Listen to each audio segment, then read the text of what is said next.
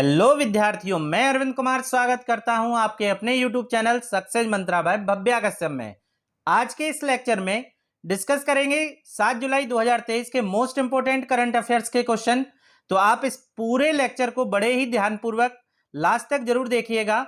Video के अंत में कल की रिवीजन क्लास सुपर फास्ट तरीके से करेंगे। चलिए चलते हैं, देखते हैं पहला क्वेश्चन आज का क्या कह रहा है। पहला क्वेश्चन है, जिमैक्स 2023 समुद्री नौसेना अभ्यास भारत और किस देश के बीच आयोजित किया जा रहा है। तो अभी ये युद्ध अभ्यास प्रारंभ हो चुका है, किस किस के बीच किया जा रहा है आपको ये बताना है। भारत और किस देश के बीच जिमैक्स 2023 युद्ध अभ्यास किया जा रहा है। ऑप्शन ए है श्रीलंका, ऑप्शन बी है जापान, ऑप्शन सी है यूनाइटेड किंगडम और ऑप्शन डी है अमेरिका। तो इसका सही आंसर लगा लीजिए आप लोग। ये भारत और जापान के बीच नौसैन्य अभ्यास किया जा रहा है। किस किस के बीच? भारत और जापान के बीच। चलिए इसके बारे में थोड़ा सा जान लेते हैं, आगे इसके बारे में देख लेते हैं। जिमैक्स 2023 संस्करण देखिए, ये 7वां संस्करण है। आयोजन हो रहा है 5 से 10 जुलाई 2023 तक। इसका मतलब इसका आयोजन अभी चल रहा है। आयोजन स्थल है भारत का विशाखापट्टनम में। कहाँ? भारत के विशाखापट्टनम में। अब भारत और जापान के बीच कौन कौन से युद्धाभ्यास होते हैं उन्हें देख लो। शिन्यू मैत्री होता है, धर्म गार्जियन एग्जाम में पूछा जाता है, और वीर गार्जियन। ये 3 तो हैं ही, साथ ही साथ जिमैक्स भी आपको याद रखना है। क्वेश्चन नंबर दूसरे पे चलते हैं।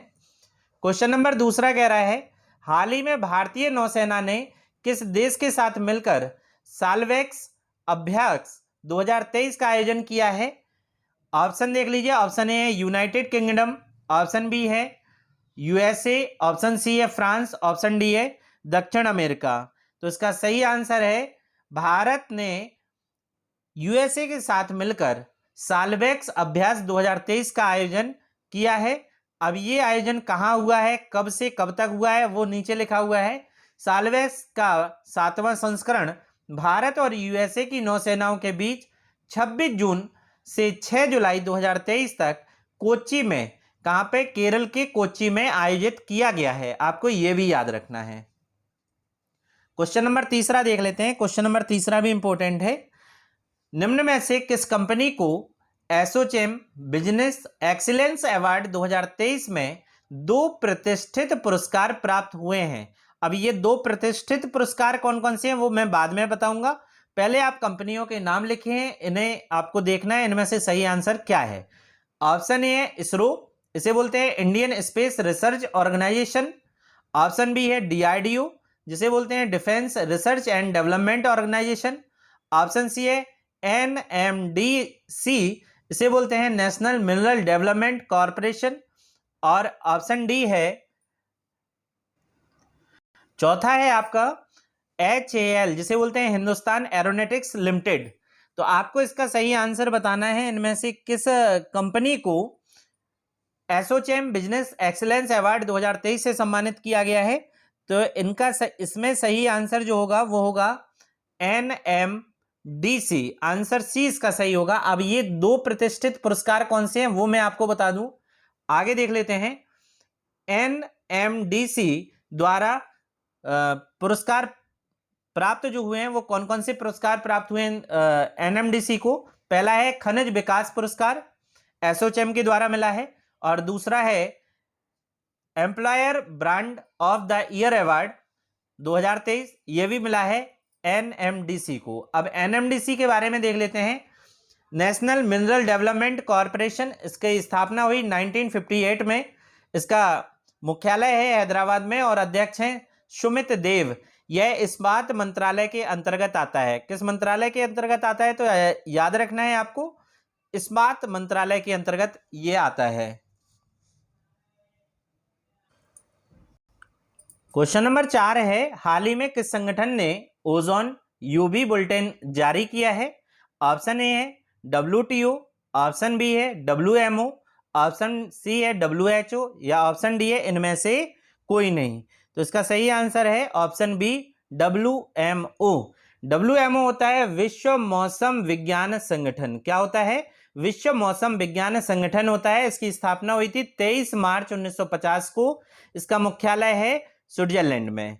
आपको ये सब याद रखना है कि स्थापना कब हुई इसकी, विश्व मौसम विज्ञान संगठन की, और मुख्यालय क्या है। क्वेश्चन नंबर 5 पे चलते हैं। क्वेश्चन नंबर 5 कह रहा है हाल ही में मानसिक स्वास्थ्य को समर्पित भारत का पहला चैट बॉट टेलीमानस कहां लॉन्च किया गया है। फिर से सुन लीजिए, भारत का पहला चैटबॉट टेलीमानस कहां लॉन्च किया गया है। ऑप्शन ए है लद्दाख में, ऑप्शन बी है जम्मू कश्मीर में, ऑप्शन सी है हरियाणा में, या ऑप्शन डी है चंडीगढ़ में। सही इसका आपको आंसर बताना है। इसका सही आंसर है जम्मू कश्मीर में। कहां? ऑप्शन बी जम्मू कश्मीर में। इसके बारे में देख लेते हैं। हालांकि इसकी जो बात की गई थी वो बजट में हुई थी, तो यहां पे लिखा हुआ है भारत सरकार ने केंद्रीय बजट भाषण के दौरान राष्ट्रीय टेलमानस मानसिक स्वास्थ्य कार्यक्रम की घोषणा की थी। इसका उद्देश्य जो है पूरे देश में 24 घंटे फ्री टेली मेंटल हेल्थ सेवाएं प्रोवाइड कराना, विशेष रूप से दूरस्थ क्षेत्र एवं कम सेवा वाले क्षेत्रों के लोगों को इस नेटवर्क से जोड़ना है। तो आपको ये चीज समझ में आ गई होगी ये है क्या। चलिए अगला देख लेते हैं, क्वेश्चन नंबर 6।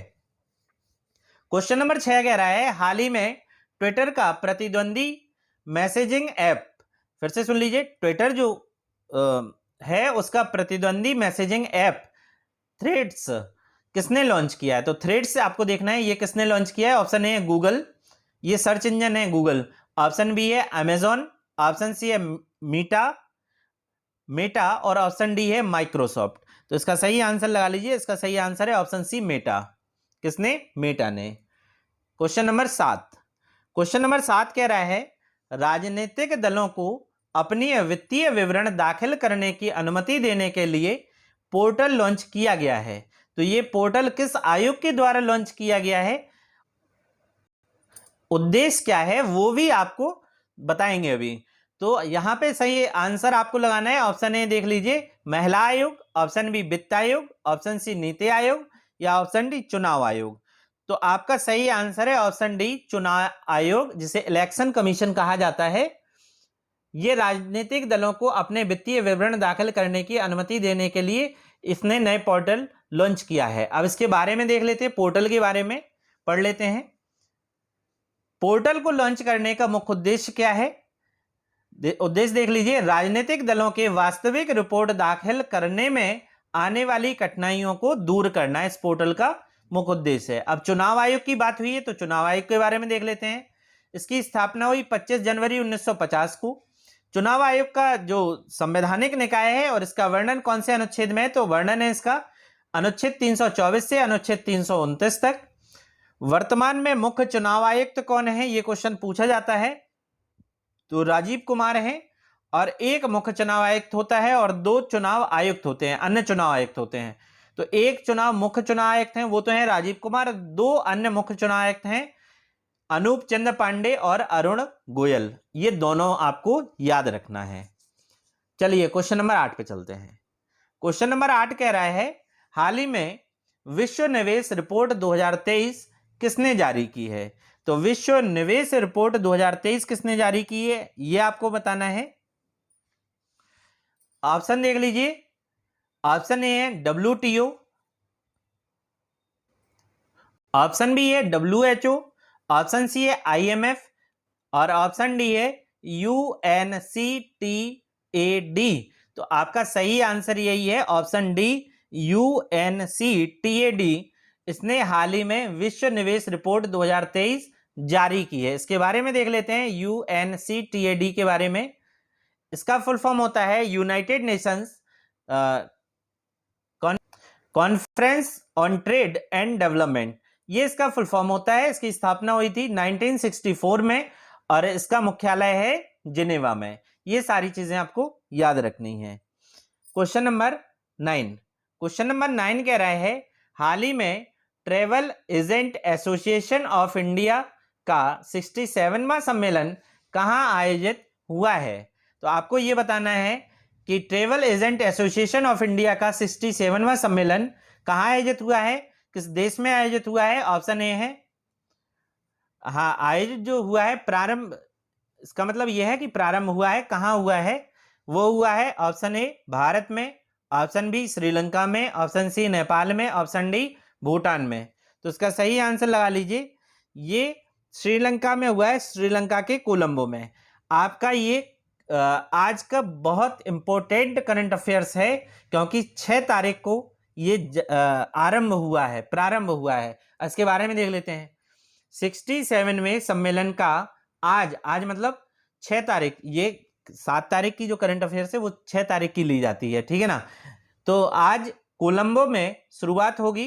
3 दिवसीय सम्मेलन के उद्घाटन समारोह में श्रीलंका के राष्ट्रपति रानिल विक्रमासिंघे और भारत के उच्चायुक्त गोपाल बागले उपस्थित होंगे। सम्मेलन में भारत और श्रीलंका के पर्यटन उद्योग के हितधारकों को असंख्य व्यापारिक अवसर मिलेंगे। तो इसका मतलब यह है कि पर्यटन को इसमें बढ़ावा देना होगा। क्वेश्चन नंबर 10 देख लेते हैं। क्वेश्चन नंबर 10 कह रहा है, हाल ही में किसने ब्रिटिश राष्ट्रीय पुरस्कारों में सर्वश्रेष्ठ निर्देशक का पुरस्कार जीता है? ये मोस्ट इंपोर्टेंट क्वेश्चन है, क्योंकि इसने ब्रिटिश राष्ट्रीय पुरस्कारों में सर्वश्रेष्ठ निर्देशक का पुरस्कार जीता है। ऑप्शन ए है शेखर कपूर, ऑप्शन बी है अनुराग शर्मा, ऑप्शन सी है रोहित शेट्टी, या ऑप्शन डी है अनुपम खेर। तो इसका सही आंसर लगा लीजिए आप। सही आंसर है ऑप्शन ए शेखर कपूर। क्या है? Option A Shekhar Kapoor. अब इन्होंने किस फिल्म के लिए ये अवार्ड जीता है? तो नीचे लिखा हुआ है what's love got to do with it. ये इनकी फिल्म है। इस फिल्म के लिए शेखर कपूर को बेस्ट डायरेक्टर का ब्रिटिश नेशनल अवार्ड प्रदान किया गया है। किसे मिला है और किस फिल्म को मिला है, दोनों चीजें आपको याद रखनी है। क्वेश्चन नंबर 11 पे चलते हैं। क्वेश्चन नंबर 11 कह रहा है, हाल ही में मेरा बिल मेरा अधिकार योजना कहां प्रारंभ हुई है? ये योजना आपको बतानी है। ये योजना कहां प्रारंभ हुई है, किस सरकार ने इस योजना को प्रारंभ किया है? ऑप्शन ए है हरियाणा, ऑप्शन बी है छत्तीसगढ़, ऑप्शन सी है झारखंड, ऑप्शन डी है तेलंगाना। सही आंसर आपको बताना है। इसका सही आंसर क्या है? इसका सही आंसर है ऑप्शन ए हरियाणा। आगे चलने के पहले मैं आपको बता दूं, जो भी विद्यार्थी हमारे चैनल पर पहली बार विजिट कर रहे हैं वो चैनल को सब्सक्राइब कर लें, बेल आइकन को दबाना ना भूलें, ताकि नोटिफिकेशन सबसे पहले आप तक पहुंच पाए। अब इसके बारे में देख लेते हैं, मेरा बिल मेरा अधिकार योजना के बारे में। ये क्या है? इस योजना का लक्ष्य क्या है? इस योजना का जो लक्ष्य है वो करदाताओं को ध्यान आकर्षित करना है, जिन्हें कर देना है उनका ध्यान आकर्षित करना है। इस योजना के तहत उपभोक्ताओं को खरीदारी करते समय बिल लेना होगा और उसे बिल पोर्टल पर अपलोड करना होगा। बाद में क्या होगा, उपभोक्ताओं को क्रॉस फंड से ड्रा ऑफ लॉट्स के माध्यम से एक ड्रा खोला जाएगा। इसके माध्यम से 30 करोड़ रुपए के इनाम दिए जाएंगे। इससे क्या होगा? इससे सरकार को ये फायदा होगा, कौन सी? हरियाणा सरकार को, कि जो करदाता हैं वो बिल जमा करेंगे और वो बिल को किस पे अपलोड करेंगे? साइट पे अपलोड करेंगे। और फिर हरियाणा सरकार क्या करेगी? एक ड्रा खोलेगी जिसमें 30 करोड़ रुपए से ज्यादा इनाम रखे जाएंगे। चलिए क्वेश्चन नंबर 12। क्वेश्चन नंबर 12 कह रहा है, भारत ने किस देश को स्टार्टअप 20 की मसाल सौंपी है? तो स्टार्टअप 20 की मसाल किस देश को भारत ने सौंपी है? आप जानते हैं कि अभी जो G20 सम्मेलन जो हो रहा था वो भारत में संपन्न हो रहा था, उसी में स्टार्टअप शिखर सम्मेलन हुआ था। अब इसकी मसाल भारत ने किसे सौंपी है, किस देश को सौंप दी है? ऑप्शन ए है ब्राजील को, ऑप्शन बी है इटली को, ऑप्शन सी है जर्मनी को, ऑप्शन डी है ऑस्ट्रेलिया को। सही आंसर बताना है आपको। सही आंसर है इसका ऑप्शन ए ब्राजील को। किसे सौंपी है? ब्राजील को। अब इसके बारे में देख लेते हैं। हरियाणा के गुरुग्राम में, कहां पे? हरियाणा के गुरुग्राम में G20 स्टार्टअप 20 शिखर सम्मेलन का उद्घाटन केंद्रीय वाणिज्य और उद्योग राज्य मंत्री सोम प्रकाश ने किया था। अब यहाँ पे क्या है, सऊदी अरब वैश्विक स्टार्टअप्स में के लिए $1 ट्रिलियन की उपलब्धि की दिशा में सहायता प्रदान करने वाला पहला देश बना है। ये आपको याद रखना है। कौन बना है पहला देश? सऊदी अरब बना है। अब मिसाल किसे दी गई है? मिसाल दी गई है वो ब्राजील कंट्री को दी गई है। क्वेश्चन नंबर 13 पे चलते हैं और देखते हैं आज का ये जो लास्ट क्वेश्चन है करंट अफेयर्स का, ये क्या कह रहा है। हाल ही में किस राज्य ने प्रधानमंत्री जन आरोग्य योजना के तहत बीमा की राशि दोगुनी कर दी है? जितनी राशि थी उसका दोगुना कर दिया है। ये कौन सी सरकार ने किया है? ऑप्शन ए है गुजरात, ऑप्शन बी है उत्तराखंड, ऑप्शन सी है केरल और ऑप्शन डी है तेलंगाना राज्य। तो आपको ये बताना है कि इन सब राज्यों में से किस राज्य ने प्रधानमंत्री जन आरोग्य योजना की बीमा राशि को दोगुना किया है। अभी इसके बारे में हम योजना के बारे में आपको बताएंगे और कब से प्रारंभ होगी थी ये भी बताएंगे। इसका सही आंसर तब तक आप लगा लीजिए, ऑप्शन ए है गुजरात। गुजरात ने प्रधानमंत्री जन आरोग्य योजना की बीमा राशि को दोगुना किया है। अब इसकी स्टार्टिंग कब हुई थी?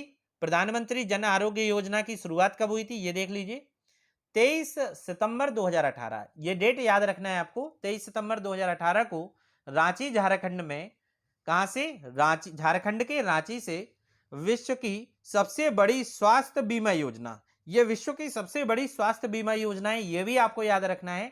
प्रधानमंत्री जन आरोग्य योजना की शुरुआत की गई थी।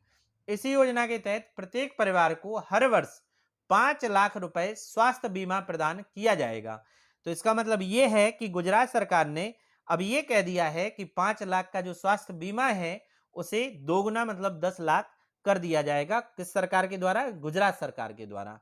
जैसा कि आप जानते हैं कि हम करंट अफेयर्स में पिछले दिन की करंट अफेयर्स का रिवीजन करते हैं, तो फटाफट इसका रिवीजन कर लेते हैं। 6 जुलाई की करंट अफेयर्स का देखते हैं। पहला क्वेश्चन, सैफ चैंपियनशिप 2023 का खिताब किसने जीता है? तो भारत ने जीता था, आप जानते हैं, कुवैत को हराकर। क्वेश्चन नंबर दूसरा है, राष्ट्रीय अनुसूचित जनजाति आयोग के अध्यक्ष कौन थे जिन्होंने अपने पद से हाल ही में इस्तीफा दिया है? तो ये हर्ष चौहान थे।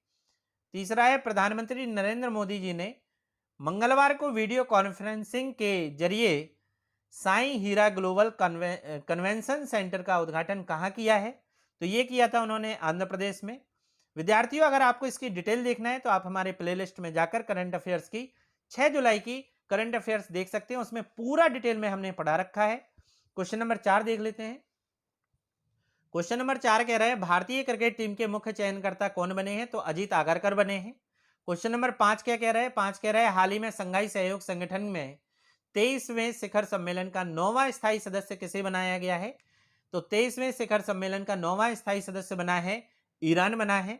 भारत और पाकिस्तान 2017 में इसका सदस्य बना था, 2023 में इसका सदस्य बना है ईरान। क्वेश्चन नंबर 6 है, हाल ही में ऑस्कर पुरस्कार विजेता डॉक्यूमेंट्री फिल्म में द एलिफेंट विस्पर्स के निदेशक कार्तिकी गोंजाल्विस को किस देश ने हाथी परिवार पर्यावरण पुरस्कार से सम्मानित किया है? तो यूनाइटेड किंगडम के ये देश से दिया गया है। क्वेश्चन नंबर 7 देख लेते हैं, किस देश के न्याय मंत्री ले थान लोंग ने भारत की यात्रा की है? तो वियतनाम देश के ये न्याय मंत्री जी हैं, ले थान लोंग।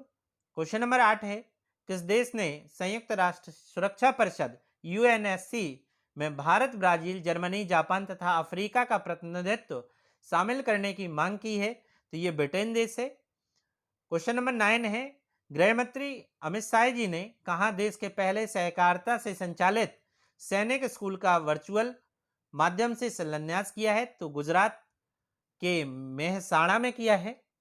क्वेश्चन नंबर 10 कह रहा है आपसे, हाल ही में पतली प्लास्टिक की थैलियों पर प्रतिबंध लगाने वाला दुनिया का पहला देश कौन बना है?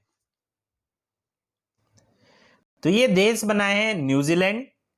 अगला है question number 11, national cyber security coordinator के रूप में किसे नियुक्त किया गया है? तो ये नियुक्त किया गया है लेफ्टिनेंट जनरल MU नायर को। क्वेश्चन नंबर 12 कह रहा है, हाल ही में AIFF पुरुष फुटबॉलर ऑफ द ईयर पुरस्कार से किसे सम्मानित किया गया है? तो ये सम्मानित किया गया था लालिया जुआंगला झांगटे को। ये कल की रिवीजन क्लास थी। विद्यार्थियों, आपको लेक्चर कैसा लगा? आप कमेंट बॉक्स में हमें लिख के जरूर बताएं कि आपको आज का वीडियो कैसा लगा है। जो भी विद्यार्थी पहली बार देख रहे हैं वो वीडियो को सब्सक्राइब कर लें और अन्य विद्यार्थी वीडियो को लाइक करें, कमेंट करें और ज़्यादा से ज़्यादा अपने दोस्तों में शेयर करें। धन्यवाद।